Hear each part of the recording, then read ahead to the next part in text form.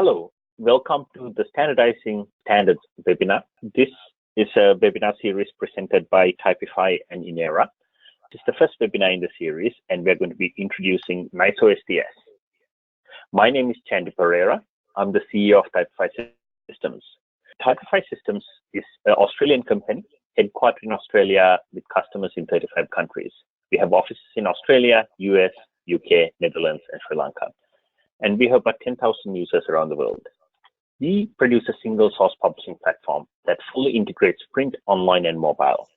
We take single source content from any format, specifically for this webinar in NISO STS format, and then output it to over 30 different formats. We leverage industry standards for fast implementations and ease of use. And now I want to introduce you to my co-presenter, Bruce Rosenblum, CEO of Inera Inc. Bruce has been working in the standards space for a long time, but he was also the co-chair of the NISO STS Standards Committee. Thank you very much, Chandy. I'm Bruce Rosenblum, CEO of Inera Inc. and also co-chair of the NISO STS Working Group, a working group that I've been honored to co-chair with Rob Wheeler of ASME for the past 2 years. And it's that working group that's created the NISO STS standard that you'll be hearing more about today. Inera is located just outside of Boston in Belmont, Massachusetts. We have customers, however, in 27 countries, so we really have a global focus. And our offices are in the US, UK, and Canada. Inera serves thousands of publications and hundreds of publishers worldwide every single day with our Xstyles and Edifix software. What we do is provide a suite of editorial and XML tools for Microsoft Word called Xstyles, and we've just introduced our brand new product, Xstyles STS, which is a special version of Xstyles for standards publishers. Xstyles allows publishers to automate the most time-consuming aspects of document cleanup, formatting, and editing, and at the end of doing all of that, they're able to produce high-quality XML, such as XML according to NISO STS, at the click of a mouse. And like Typefi, Xstyles leverages industry standards wherever possible for fast implementation, ease of use, and of course, to have a standardized workflow. Typefi and Inera have many joint customers in the standard space. We started working with ISO in 2010 in the initial implementation of what has become STS. We have joint customers like BSI and Standards Australia, one national standards bodies, and we also work with many standards development organizations like IEEE. In this webinar series, we are going to be covering how to implement either ISO STS workflow or a NISO STS workflow. So in this webinar, I'm going to tell you a little bit about STS, a brief history, the difference between ISO STS and NISO STS, and why you should be looking at implementing an XML and specifically a STS workflow for your standards publishing. In the second webinar, Bruce is going to be talking about where to introduce your XML process. What are the different options? How do you convert content to XML? How do you publish it? What are the different options available for doing all of that? In the third webinar, we are going to be focusing very specifically on covering how to convert Microsoft Word documents to STS, because we understand most standards bodies and their committees use Microsoft Word as their authoring platform. And you're going to see a quick demonstration of the Inera product set. In the fourth webinar, we are going to be talking about how to get your STS, which you have now converted from your Microsoft Word, into a publication or distributable formats, be it PDF, EPUB, HTML. We're also going to be seeing a quick demonstration of Typefi in webinar number 4. Standards work with adaptions. So quite a few national standards bodies, all the standards bodies, will often adapt standards created by the standards bodies. So adoptions is a big and important part of publishing standards. And webinar number 5 is going to be focused on how adoptions work in a STS workflow, how an XML workflow will simplify and ease your adoptions process. Webinar number 6 is going to be focused on what is now possible after you have adapted STS. Right now, you might be publishing from Microsoft Word or InDesign or some other single output platform. But after going to STS and XML, you'll be able to do more with your content. Webinar number 7 and 8 are going to be presented by guest presenters from ISO and Standards Finland. Both of them are going to be case studies. The first one is going to be a case study on how ISO implemented the XML workflow. and the issues they ran across, the benefits they received. The second case study is going to talk about publishing multilingual standards from SFS or Standards Finland. Over this webinar series, we are going to help you understand ISO STS and how you can implement it, what the benefits are, and help you with some case studies so that you can make an informed decision if this is the right way for you to go. Standards are everywhere. Unless you're a standards professional, you may not recognize that standards are all around us, whether it's the size of shipping containers or the thickness of railroad track, or even in fiction. For example, in the popular Harry Potter series, Percy Weasley in book 4 is worried about trying to standardize the thickness of cauldron bottoms because there have been problems with leaks. So even J.K. Rowling was privy to the fact that standards are important for us in everyday life. Of course, there's one place where we haven't had standards up till now, and that's actually in the publication of standards. Sure, standards have standard editorial styles, such as the ISO directives or the IEEE standard style manual, but that's more about exactly how you put the standard together in terms of how it reads and how it's structured. But there's never been a standard for the XML markup of standards. At least until 2017, there wasn't. But now we have NISO STS. STS stands for Standards Tag Suite. And what it is a standard for XML markup of standards. Or another way to think about that is how meta have we become? It's officially known as ANSI/NISO Z39.102-2017. Where did this standard for standards come from? Well, the start of it is actually in the ISO project that Chandy mentioned a few slides back. In 2010, ISO still had a very basic workflow for publication, which was to take Word files and make PDFs out of them. They had no full text XML. They had very slow publication times, often from FDIS to publication times in excess of 6 months for a standard. And so they started a new XML project that was really very inwardly focused. They were not setting about making a standard. They were just trying to improve their own publication processes, and in the process also try to have multiple output formats, not just PDF, but HTML and EPUB, and have XML that they could load into a database. What came out of that project is what's known as the ISO XML model, or ISO STS. Because when they started, they didn't have any DTD or schema. And what they did as they started up their project is they contracted with Mulberry Technologies, a firm outside of Washington, D.C., to develop an XML model for them based on JATS. Now, JATS is the Journal Article Tag Suite. And this is also an ANSI/NISO standard that originally dates from 2012, but the origins of it go back to 2002. And in fact, JATS has become pervasive in the journal publishing world. It's pretty much the standard for full text tagging of journal articles. But you may ask, why did ISO decide to base their XML model on JATS? Well, they actually looked at several alternatives, including some standard models such as DITA, DocBook, and TEI. And they also looked at building something from scratch. And when they compared all of these different models, they first of all decided that building something from scratch would be far more expensive and really not necessary. And second of all, that all of these models had a lot of the structures they needed. But in particular, what JATS had, in addition to similar structures between journal articles and standards, for things like sections, tables, figures, and mathematics, JATS had far and away the strongest model for bibliographies and reference lists. And it's a very mature foundation. It was already an internationally recognized standard. It was actually already in use by many other standards organizations for publishing their journal materials, such as IEEE. And JATS also has extensive vendor and software support. So it almost became a no-brainer for ISO to go ahead and select JATS as their foundation and have Mulberry take that foundation and modify it specifically to meet the needs of ISO.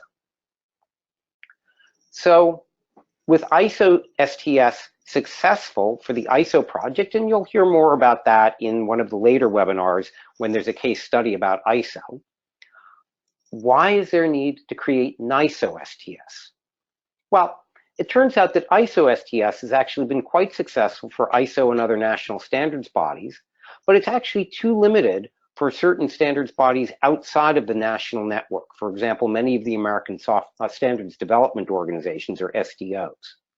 So what NISO STS provides to a much larger group of standards bodies is a stable standard that they can all use, and much enhanced guidance in the form of great documentation to both tool and conversion vendors about how to use the standard. More importantly, it becomes a common format for sharing both metadata and full text, and a common XML model that can be used across publication types. For example, many American SDOs publish not just standards, but journals and books and conference proceedings, and because STS is related to JATS and also the BITS book model for XML, you can have a common core model that's in use across all of those and have a much greater leverage of your XML technology across all publications groups in the organization. And what all of this leads to is a lower barrier to entry for XML publication for any standards body who now wants to get involved with XML.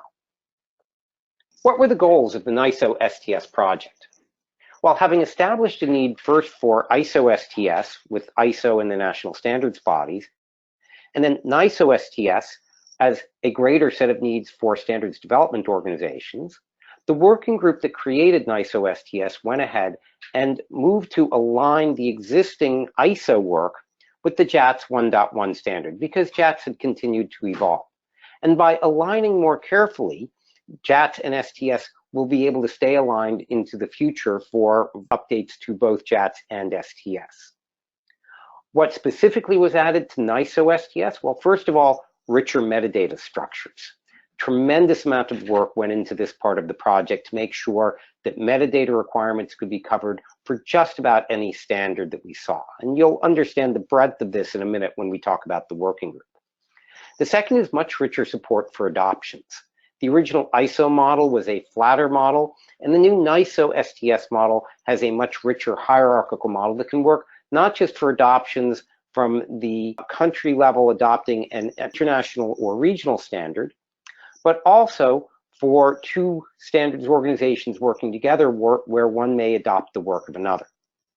And another very important addition is support for digital object identifiers, or DOIs, because many American SDOs use DOIs to not only identify their standards, but to be able to link between standards. And of course, all of this was done with complete backwards compatibility for existing users of ISO STS, so that they can continue to work in a smooth way with the pre-existing model and transition very smoothly to the new NISO model. The timeline for the project was a 2-year-long project. We had a call for working group members in August 2015. We had our first committee call 2 months after that, and we had a tremendous outpouring of interest. We actually had so many people interested in the project, we broke the project into 2 groups, a steering group and a technical group, with the steering group setting policy and the technical group actually working out the technical details. It took a year to get to a committee draft, and then we got tremendous feedback from the committee review of that draft, and ultimately brought the work to public comment in May 2017. After a month of public comment, we had just a few additional comments. We addressed those, brought the standard to NISO vote in September 2017, and just weeks ago, on October 6th, it became an official ANSI NISO standard.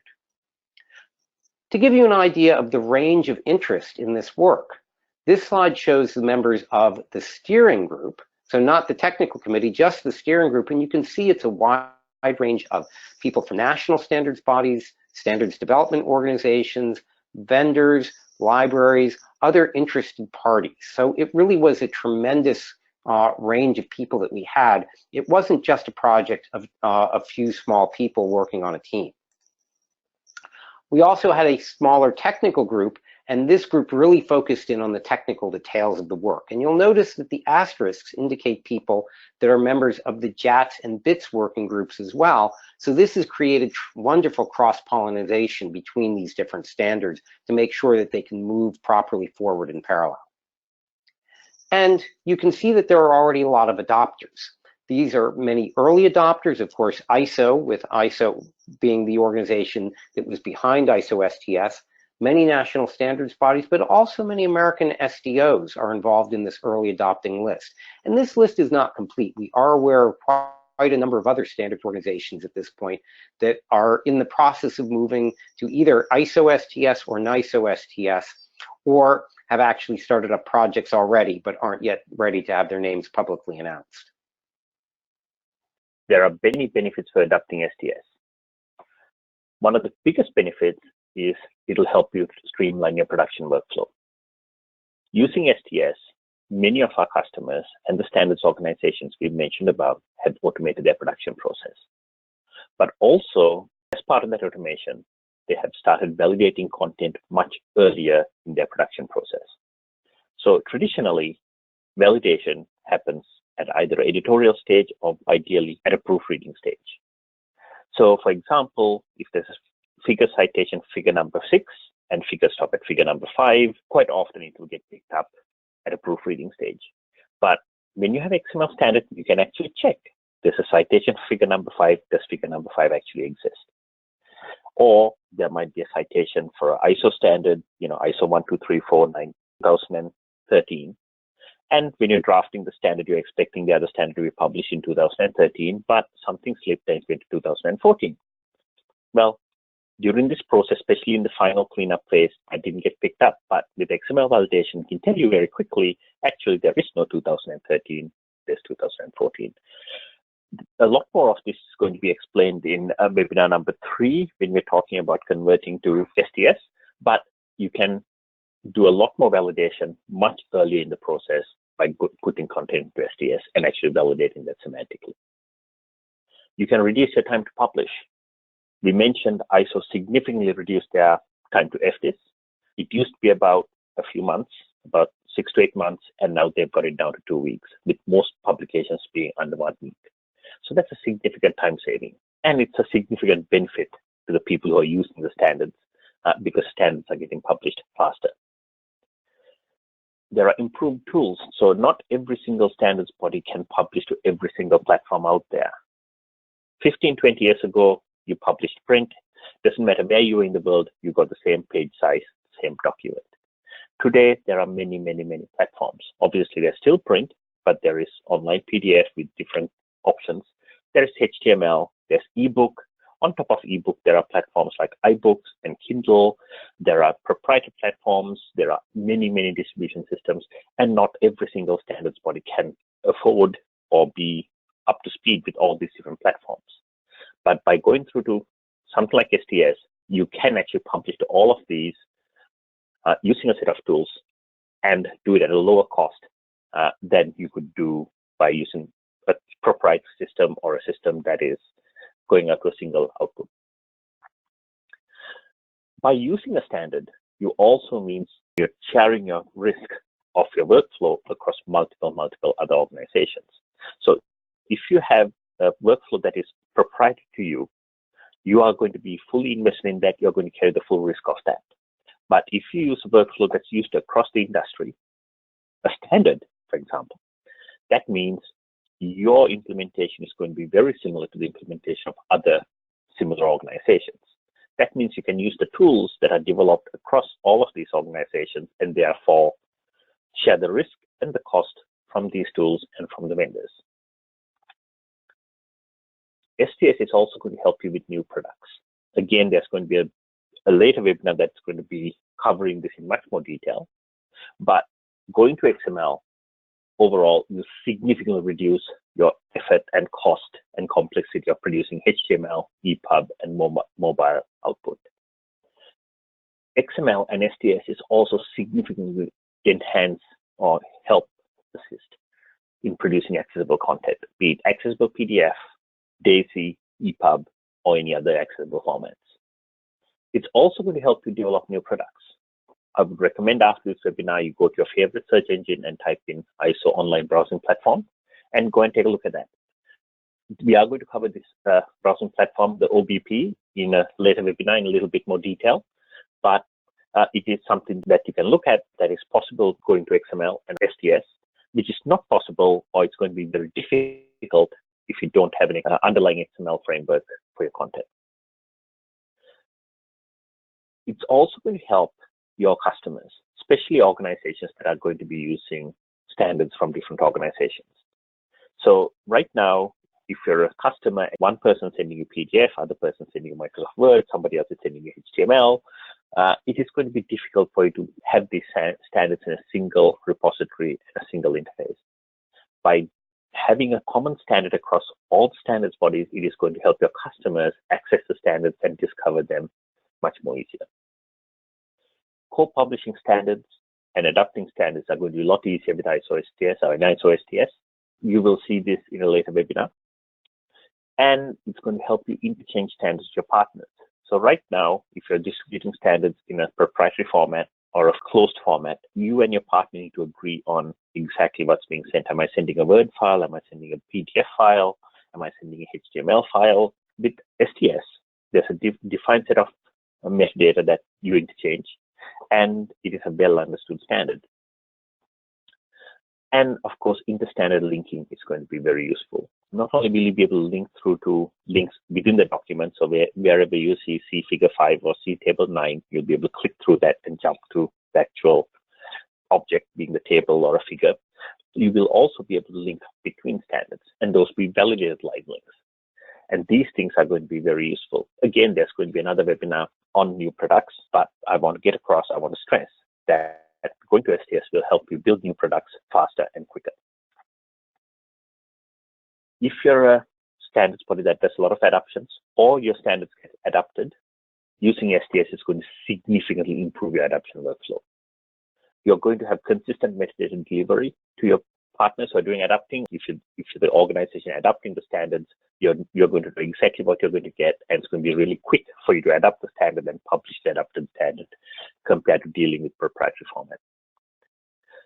Indexes and site crawling are going to benefit because you're going to have known metadata in known locations, and it's going to encourage adoption across industries that are currently maybe not thinking of adapting because it is a much harder workflow. As in, if you're sending a Word file, you need to know which type of Word file to send. Have you got the right fonts? Because if you don't have exactly the same set of fonts, you open that Word file, everything is free flowing. None of these are going to be an issue if you get an XML file and you render that based on your own set of requirements. A much bigger benefit for the wider community and for you as a standards publisher is it's going to make your standards more discoverable. You will be able to deliver your products to many more devices. Today, you might be producing a PDF file that might work very well on a big screen or a laptop, but probably does not work very well on a phone.